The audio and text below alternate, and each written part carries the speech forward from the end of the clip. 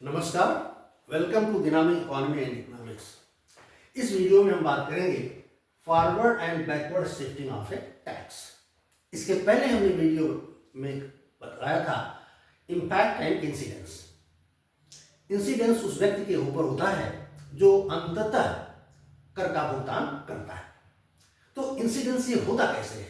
ये वास्तव में टैक्स बर्डन के शिफ्टिंग के कारण ही होता है कि टैक्स किसी व्यक्ति के ऊपर या कंपनी के ऊपर लगाया जाता है। वो व्यक्ति या कंपनी दूसरे से पूरा का पूरा टैक्स या उसका कुछ हिस्सा वसूल कर लेती है। तो ये जो प्रोसेस है जिसमें टैक्स किसी और से वसूल कर लिया जाता है, उसी को टैक्स शिफ्टिंग का नाम दिया जाता है। किसी व्यक्ति पर लगा, ए पर टैक्स लगा, लेकिन इसने बी से वसूल कर लिया। तो ये जो प्रक्रिया है इसी को कहा जाता है टैक्स शिफ्टिंग।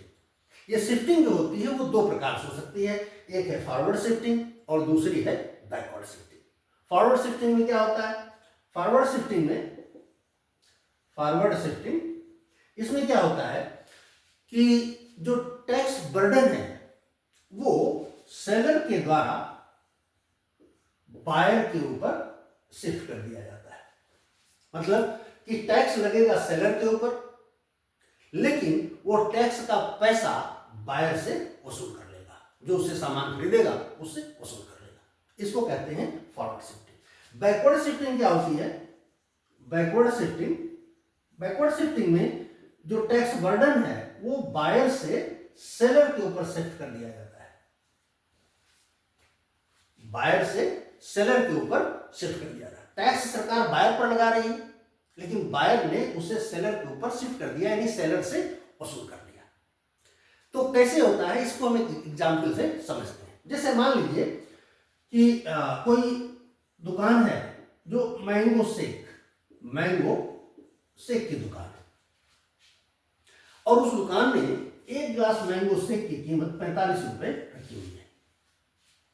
अब सरकार ने किया कि दुकान के ऊपर हर गिलास जो सेल करेगा उस पर 5 रुपए का टैक्स लगा दिया। 5 रुपए का टैक्स लगा दिया। दुकानदार ने क्या किया? दुकानदार तो टैक्स सरकार को पे करेगा, लेकिन वो टैक्स का पैसा बायर से वसूल कर लेगा, यानी कि वो इसकी जो कीमत है वो 45 से बढ़ाकर 50 रुपए पर ग्लास कर देगा। तो यहां पर जो सरकार ने टैक्स लगाया है वो टैक्स का अमाउंट बायर से वसूला जा रहा है, यानी कि जो सेलर है वो पूरा का पूरा टैक्स उसने बायर के ऊपर शिफ्ट कर दिया। तो यहां पर निश्चित रूप से जब फॉरवर्ड शिफ्टिंग होगी तो वस्तु की जो कीमत है बाजार में निश्चित रूप से बढ़ जाएगी, क्योंकि सेलर जो भी टैक्स देगा उतना पैसा जोड़कर वो प्राइस बढ़ा देगा। जैसे जीएसटी लगा के रेस्टोरेंट में जाते हैं, सर्विस कोई भी लेते हैं तो जीएसटी जोड़ करके बिल बनता है, यानी कि जीएसटी का पेमेंट तो रेस्टोरेंट करता है या सर्विस प्रोवाइडर करता है, लेकिन उसका पेमेंट उसके कस्टमर करते हैं। This is an example of forward shifting. Forward shifting में ध्यान रखिए, निश्चित रूप से जो वस्तु की कीमत है वो बढ़ जाएगी। अब हम आते हैं बैकवर्ड शिफ्टिंग पर। बैकवर्ड शिफ्टिंग में क्या होगा कि बैकवर्ड शिफ्टिंग में जो टैक्स का बर्डन है वो बायर से सेलर के ऊपर चला जाता है। बैकवर्ड शिफ्टिंग में जो टैक्स का बर्डन है वो बायर से सेलर के ऊपर चला जाता है। तो बैकवर्ड शिफ्टिंग में जो प्राइस है ये कांस्टेंट बना रहता है, यानी कि मार्केट में जो वस्तु है उसकी कीमत में कोई बदलाव नहीं होगा। टैक्स लगने के पहले जो कीमत थी वस्तु की, वही कीमत टैक्स लगने के बाद भी रहेगी। ये एग्जाम्पल होगा बैकवर्ड शिफ्टिंग का। फॉरवर्ड शिफ्टिंग में कीमत बढ़ जाती है, लेकिन बैकवर्ड शिफ्टिंग में कीमत में बदलाव नहीं होता है। कैसे होता है? जैसे मान लीजिए कि कोई डेयरी है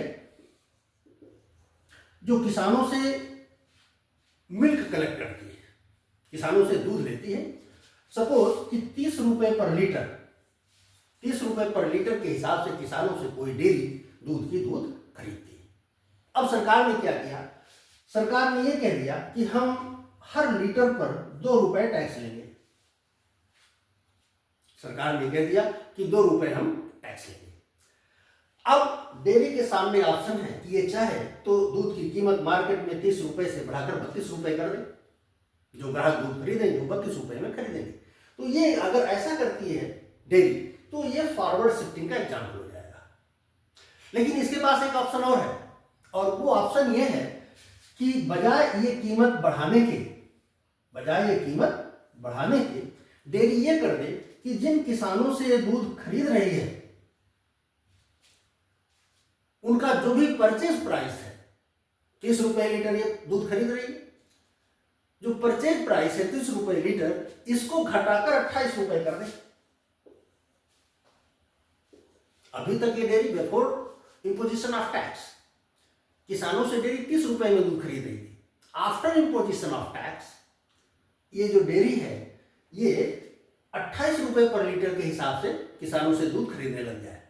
तो अब टैक्स का पेमेंट जो 2 रुपए का इसका बच रहा है, वो पेमेंट कौन कर रहा है? किसान कर रहे हैं, उनका लॉस हो रहा है। तो अगर इस तरह से होता है तो इसमें चूंकि परचेज प्राइस कम कर दिया गया, तो जो टैक्स का बर्डन है वो कहां चला गया? वो जो सेलर्स हैं, जो डेयरी को दूध सप्लाई कर रहे हैं, जो सप्लायर्स हैं, उनके ऊपर चला गया।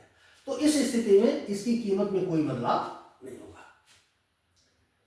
तो जब बैकवर्ड शिफ्टिंग होती है तो बाजार में वस्तु की कीमत को स्थिर रखा जाता है, और टैक्स का जो बर्डन है, जो इनपुट प्रोवाइडर्स होते हैं, जो सप्लायर्स होते हैं बायर को, उनके ऊपर टैक्स का बोझ शिफ्ट कर दिया जाता है। इस प्रकार की शिफ्टिंग को कहा जाता है बैकवर्ड शिफ्टिंग। ध्यान रखिए, फॉरवर्ड शिफ्टिंग में वस्तु की कीमत बाजार में बढ़ जाती है जहां पर बायर से वसूल लिया जाता है, और बैकवर्ड शिफ्टिंग में बाजार कीमत वस्तु की वही रहती है, उसमें बदलाव नहीं आता है, क्योंकि यहां पर जो टैक्स है, जो इनपुट प्रोवाइडर्स होते हैं, जो सेलर्स होते हैं, उनसे ये टैक्स वसूल लिया जाता है। बैकवर्ड और फॉरवर्ड शिफ्टिंग, ये ध्यान रखने वाली बात है। तो उम्मीद है कि बात आपके समझ में आई होगी।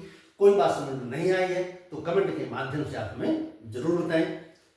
वीडियो अच्छा लगा तो लाइक करें, शेयर करें, सब्सक्राइब करें। वीडियो देखने के लिए आपका धन्यवाद।